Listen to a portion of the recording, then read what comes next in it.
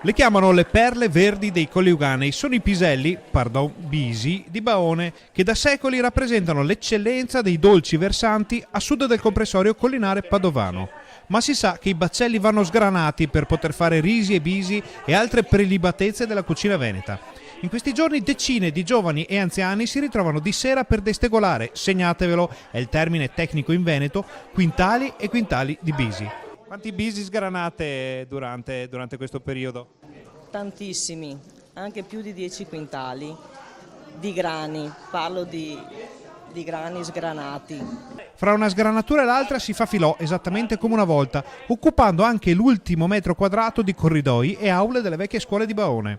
Il profumo dei bisi appena destegolati inebria gli sgranatori, che tirano tardi fra una canzone e un pettegolezzo di piazza. Ma l'arte della sgranatura non è cosa da tutti. La tecnica qual è?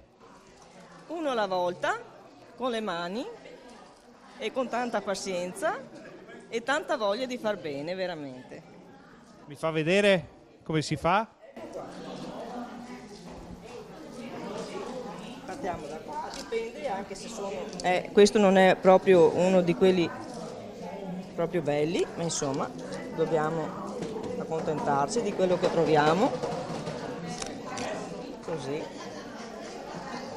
E così. Il meteo di questo maggio davvero inusuale sta facendo preoccupare i produttori di bisi di Baone, che però stanno ottenendo ottimi risultati in vista della festa che si svolgerà tra la fine del mese e l'inizio di giugno. Quest'anno il tempo ci sta mettendo alla prova, effettivamente vediamo effettivamente tutti come sta andando la situazione meteorologica. D'altro canto possiamo dire che stiamo finalmente raccogliendo, siamo un po' in ritardo, ma la produzione grazie alle basse temperature ce li sta tenendo di ottima qualità.